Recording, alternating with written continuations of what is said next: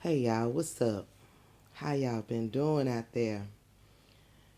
I know we've been going through a lot and it's been real stressful on everybody with this situation, or like I like to call it, situation of this pandemic we got going on. I just hope that everybody is been pretty stable and healthy and keeping yourself safe, using this time to um, get some inner work done, some introspection done, spend time with your family. I know it's been a little difficult on most of us having to get into this homeschooling routine a little deeper. Some of us already have been, doing a little homeschooling, but to get really deep into it, it's been kind of stressful. Well, I have been using my time during this situation to basically get my home life together, work on my garden, like I said, spend some time with my family. But it also gave me a little bit of time to do a little introspection. And I decided to finally come out with this is something that I've gone back and forth on for a long time about whether to talk about it or not. And I'm like, you know what? Why not?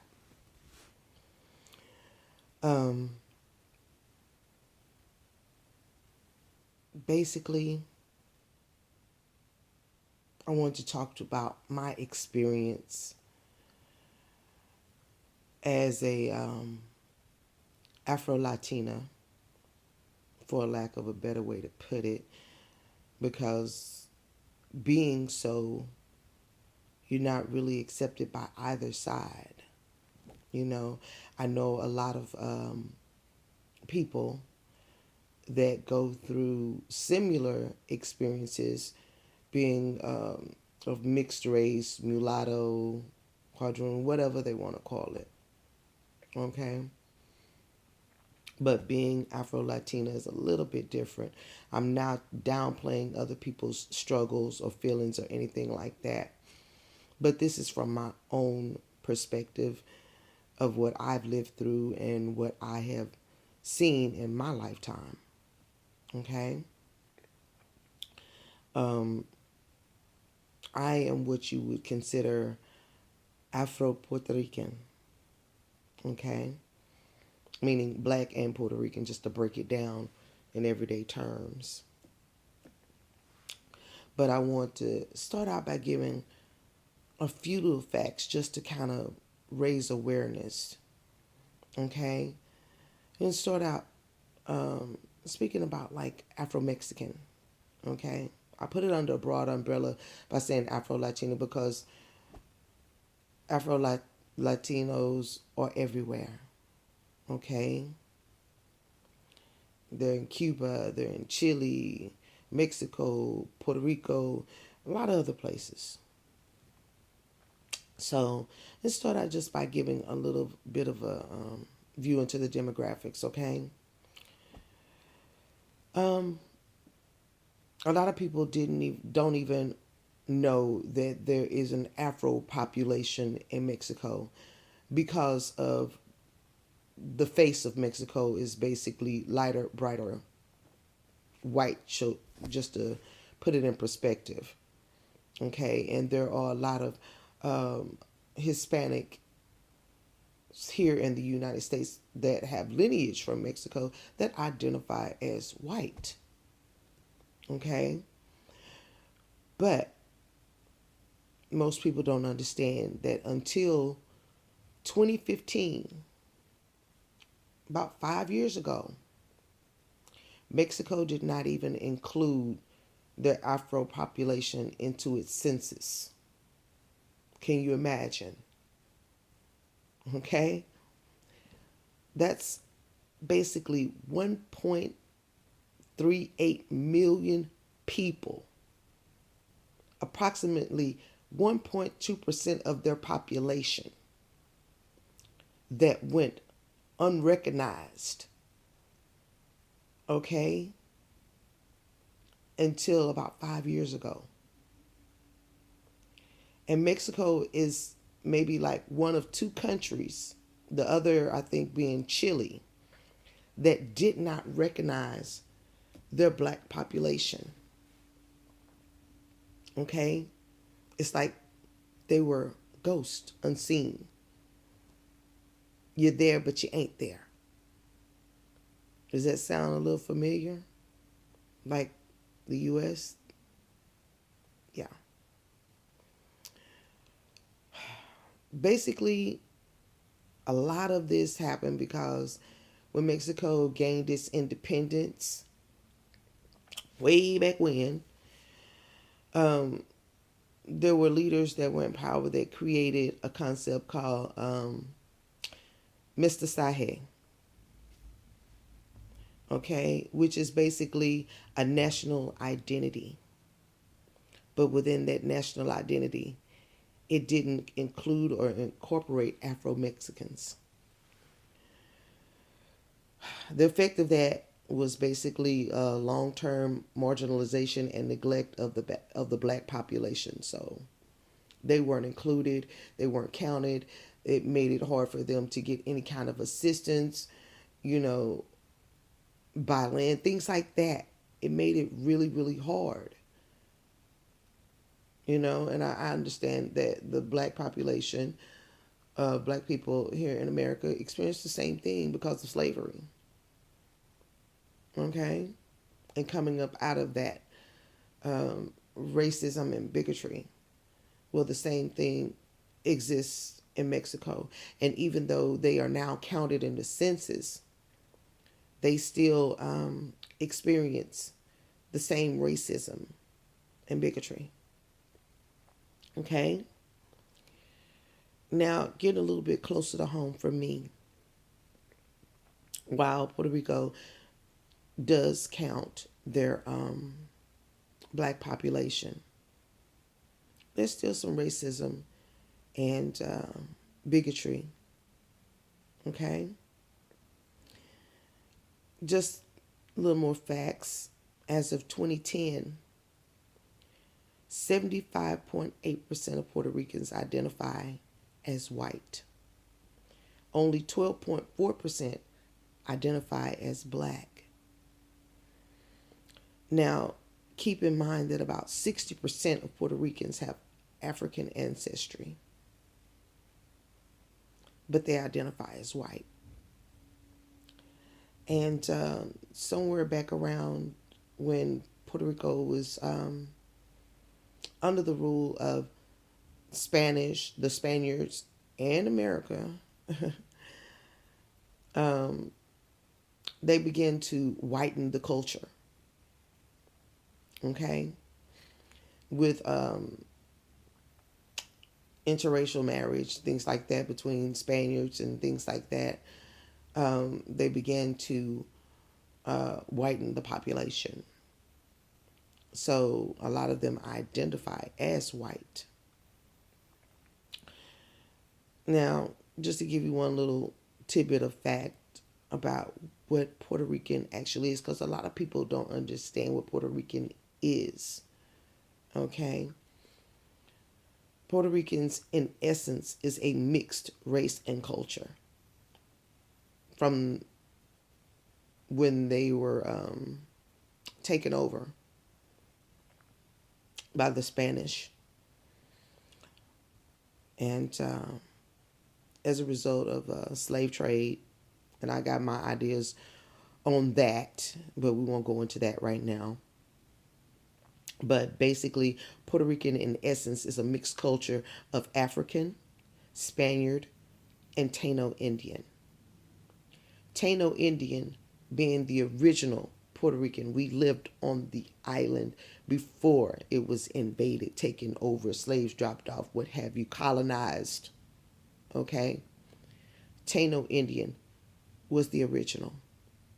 And African, due to um, the slave trade mixed in, they're marrying in, interbreeding, Spaniards interbreeding, so on and so forth. Okay? just to give you a background.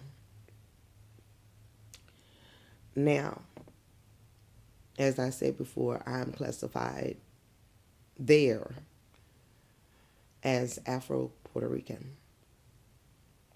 Okay? And I won't get totally into my makeup because there's way too much to bring into that. Um, my father is Afro Puerto Rican, and my mother is a happy mixture of black, Peruvian, and a couple other things in there. There's some Indian in there on her side also. But yeah, it's an interesting mix. And it took me a long time to talk about this because it it's kind of painful sometimes the way I grew up. Okay,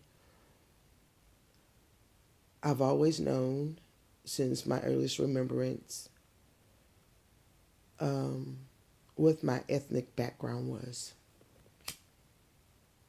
Okay, that's something that was basically drilled into my head by my father because he wanted me to be proud of who I was. Now, I didn't spend a lot of time with my dad because, well, that's just the way it was. My dad has a lot of kids, whole bunch of kids. But we ain't going to talk about this. Some people closer to me know exactly where I am in that number line. But I was told to be proud of who I was. But growing up within my family and having the kids in my family who identify as black teased me.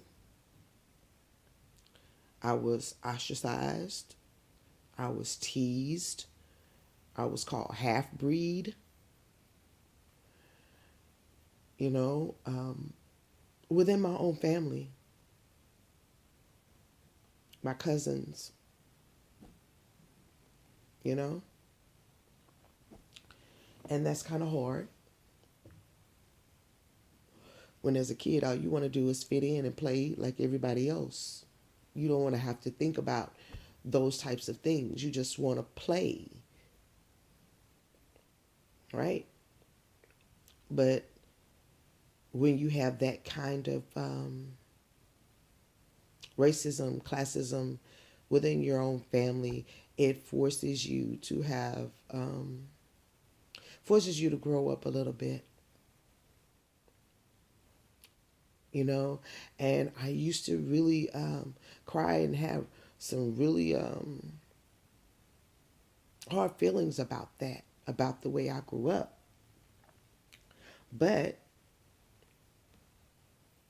I began to appreciate the way I grew up because it prepared me for the world outside of my family. Because I was forced to make some hard choices during childhood to basically decide what I was going to identify as. And of course, to blend in, which most kids want to do, is fit in with everybody else and just be, quotation marks, normal. I chose black because I began to realize when the world looks at me, they see black. They don't see the rich and beautiful heritage that I have. They don't see that.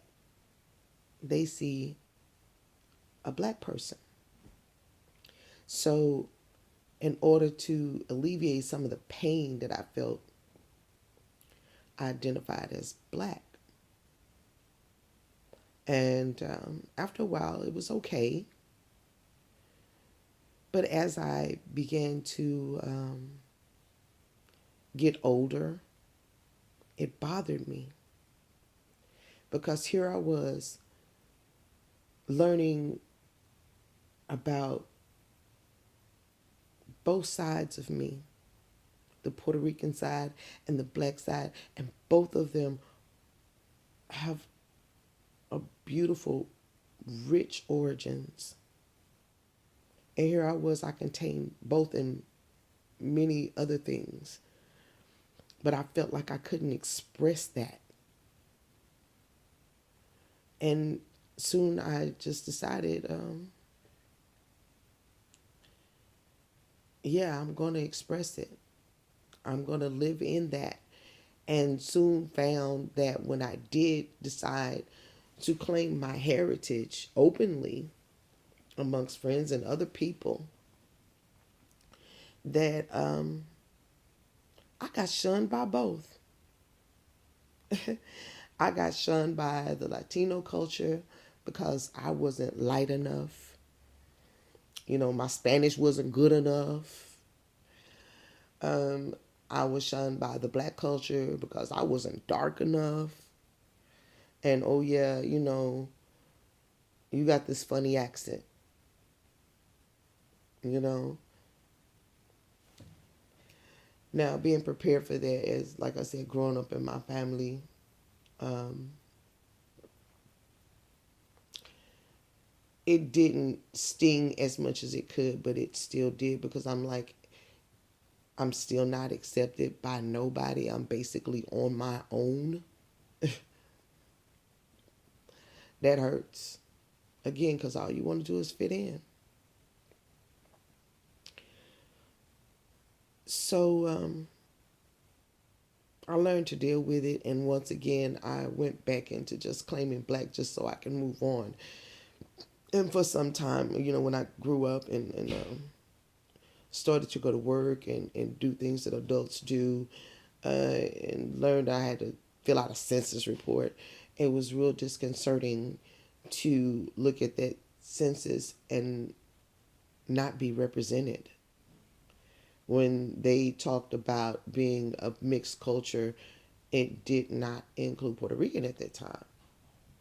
It was black, white, black, Indian, Eskimo. It didn't have that on there, you know? So then again, you feel invisible. Now, fast forward to my adult life, and most people don't hear my accent because I learn to cloak it. It slips in every now and then, like when I'm tired or I'm mad or super excited. It slips in a little bit. But most people don't recognize it because it's a mixture of a lot of things. I've had people ask me if I was from Louisiana because the way I say some words or whatever. If I'm mad, of course, it slips in the. I don't know. It's weird. But yeah, it's kind of hard because you want to fit in, but you want to be recognized for who you are and be accepted for that. And it took me a long time to come to grips with the fact that I was different and I would always be different. And I came to a choice that you can either keep pretending to be like the crowd, or you can accept your uniqueness and be you, whatever comes with that, and learn to embrace it, right? So as I got older and had children, I had to make a decision. And I did. I made a decision to be my unique self because I did not want my children growing up not appreciating the unique lineage I wanted them to be able to embrace all that they were and be accepted, especially in their own home, and be able to step out in the world and be proud of who they were, you know? So that's what I did. I decided that I was going to be my unique self no matter what, and I was going to teach my children about both sides of their heritage and let them be proud to be that also. I know, like on my Facebook page, I advocate a lot for Hispanic culture, and a lot of people don't understand it when they look at my profile picture and they see this picture of this black woman and like, why is she hyping for it so much? Because that's a part of me, you know, and I take it very seriously, you know. Um, a lot of people don't know, or maybe they do. I really don't care. Um, my husband is Hispanic. He's Mexican, or like he said, Mexican. Not a Mexican, a Mexican. But his heritage in itself is a little mixed because they are not from what they would consider Mexico proper. His parents are from the mountains. They considered a little another country, but they're from the mountains. They're classified as Azteca. And if anyone ever sees my husband, they can see it in his face. Okay, you can see that Azteca baby is strong. Okay, right down to his haircut, which has not changed since the day I met him. It's a very traditional haircut with the shave size and the top knot, right? So I've had a lot of people approach me and, oh, you're a sellout, you're a black woman, you married to a Mexican man, and da da da da da da da. Da. Yeah, whatever. I'm Latina, so is he. Okay, and I was really worried actually about his family accepting me because, like I said, when people look at me, they see black woman. Okay, and um, I soon learned. And he told me, yeah, they'll accept you. They accept you. Da da da da da. I talked to my mother-in-law, and my mother-in-law gave me the history of their family. She told me that she loved me no matter what my skin color was.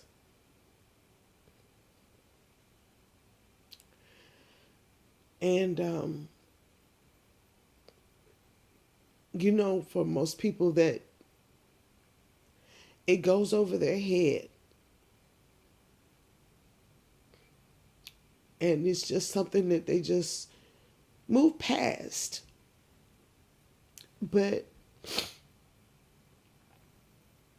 that touched me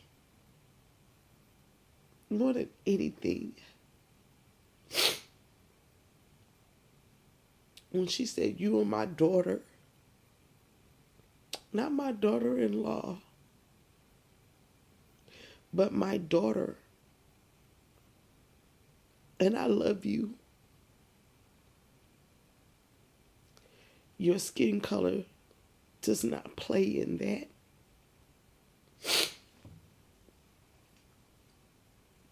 I felt for the first time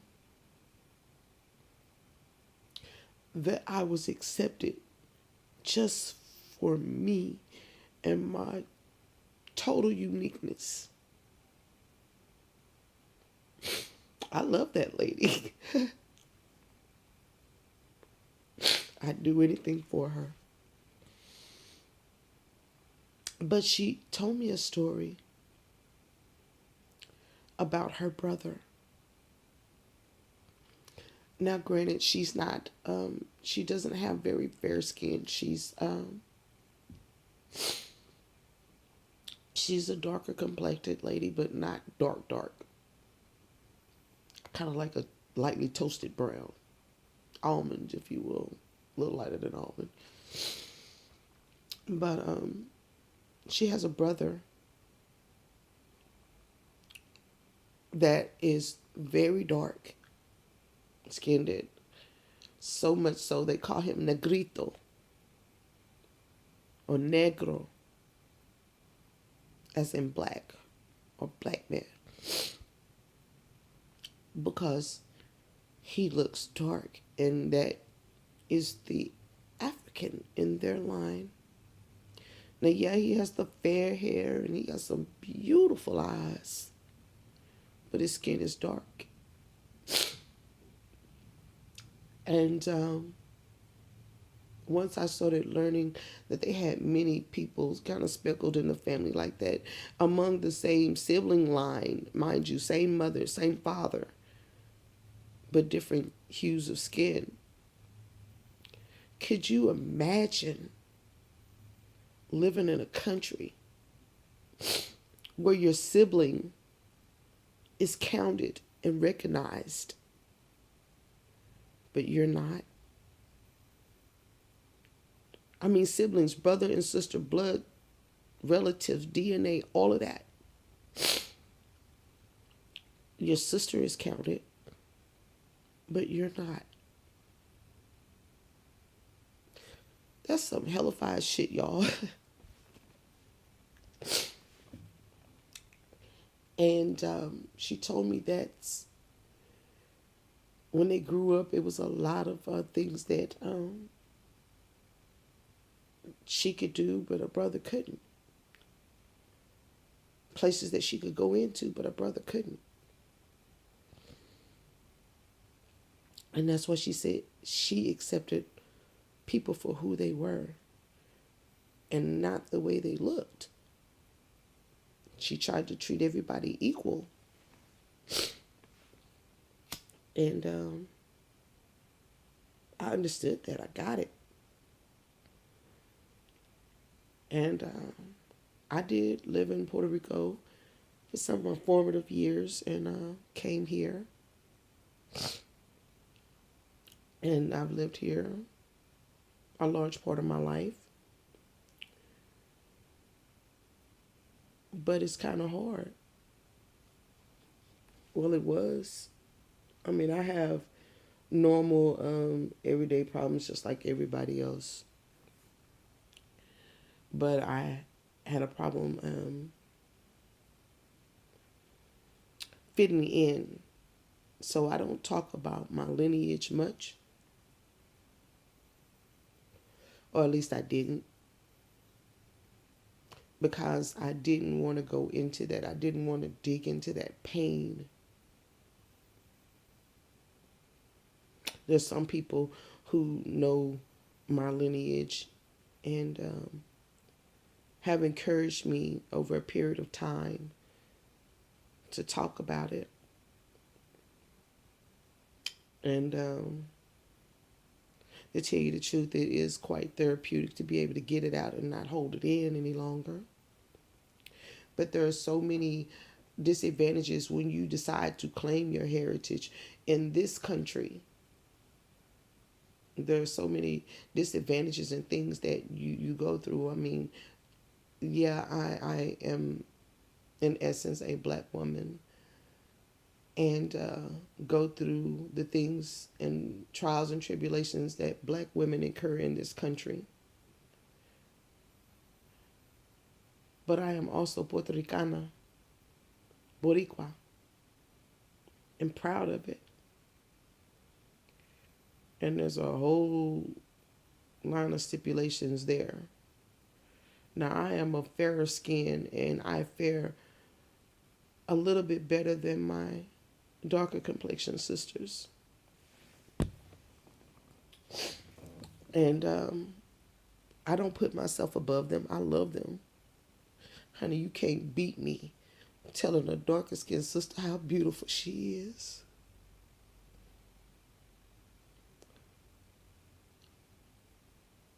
And I kind of envied that for a long time because I was like, at least people can tell who you are, you know? I love my dark sisters. They are beautiful in every way. And I tell them that often. But there's a whole bunch that you go through, not being one or the other, but both. And so I advocate for Hispanic culture in whole, in totality. I don't separate it, Puerto Ricana, Mexicana. I don't separate it. I advocate for Hispanic culture in whole, as I do for black culture also.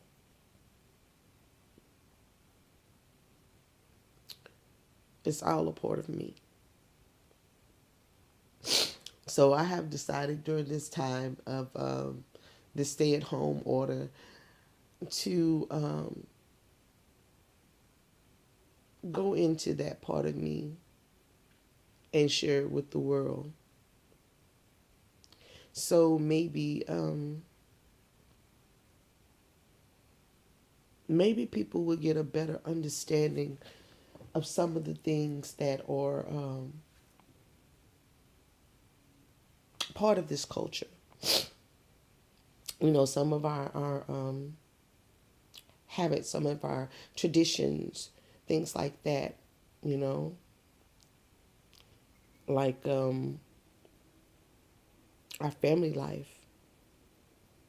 Things that we value, like family, and how we take care of each other, how we bind together in times of hardship.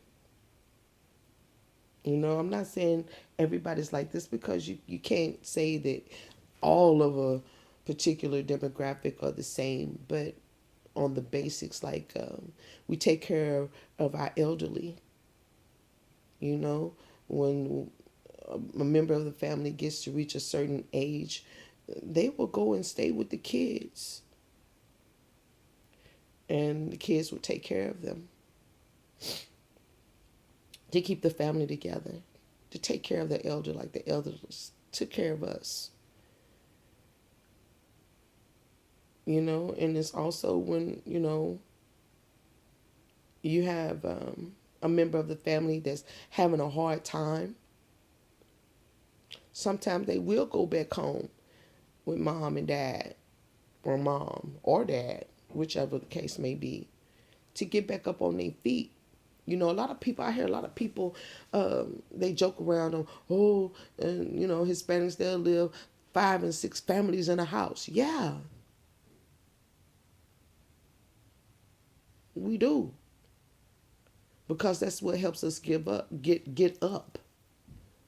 We share expenses, and sometimes you will see that 5 or 6 families living in a house together, sharing expenses, so we can all make it, we can all eat, we all got a roof over our head. And then they save money up to one of those families can move out and get their own. And they bring another family member, another family in. And it works that way until all those families cycle out and they're able to stand on their own, you know? But more families are also cycling in. It's how we get up. It's how we come up. It's how we have something. It also builds family unity. Now, I know there's some cultures that can or won't live like that. They don't understand it because it's all for self. But that's cool too. But that's part of my heritage. I'm not ashamed of it. Matter of fact, I participate in it. You know, I've said on here many times what my story was when I was, you know, basically homeless and I had to go back home with my mom. And I've been kind of shunned for it here on YouTube. I ain't ashamed of it. I told my story. What would have been a shame is if I didn't try to get up and get out. But I'm doing the same with my kids. We come together up under this roof and they saving. Not to say that they ain't been out there on their own. They have. But in hard times, we come together. You know? We come together and we lift up. And when they get to the place that they can get on back out there, get on back out there. I've come to a point in my life where I'm the matriarch now. I have to carry on what I saw my grandmother and mother do. And now my mother is aging. She's still vibrant, don't get me wrong. She's a spitfire now. She's not what people would think of as old. She's still moving around and working and so on and so forth.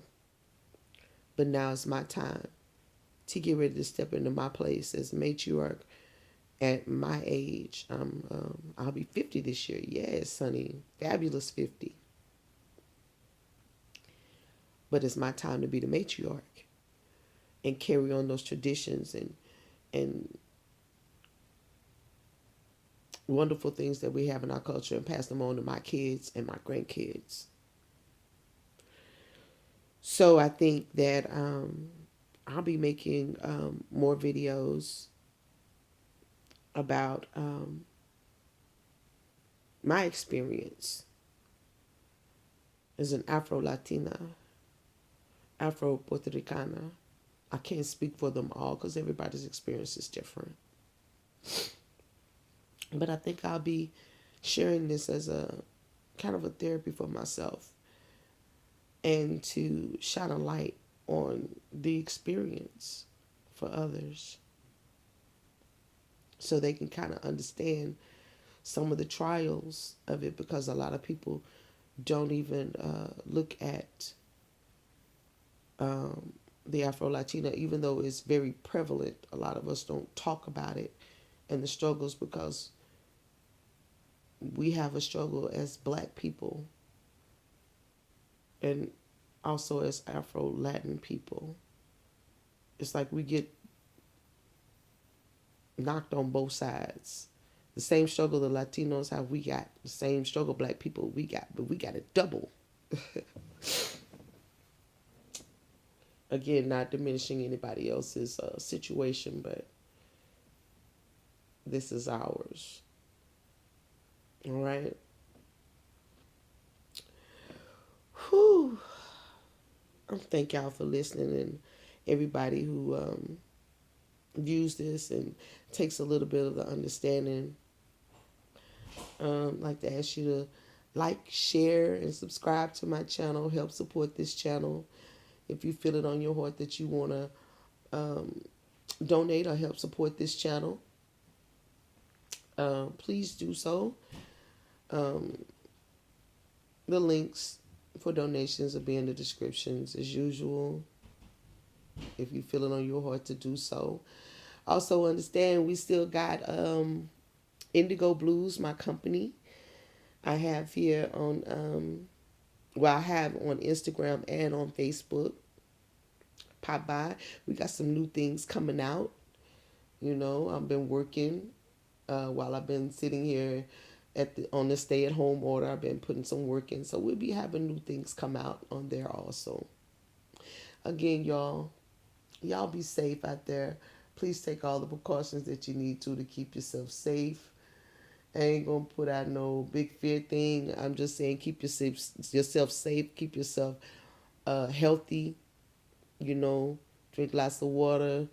You know, get your turmeric in to take down that inflammation. Drink your elderberry to build up your immune system. You know, eat good food. I love y'all. And y'all make sure that you love yourself. Self-love is key.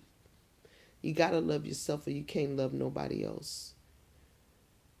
And can't nobody else love you, because people love you according to how you love yourself. Peace, y'all.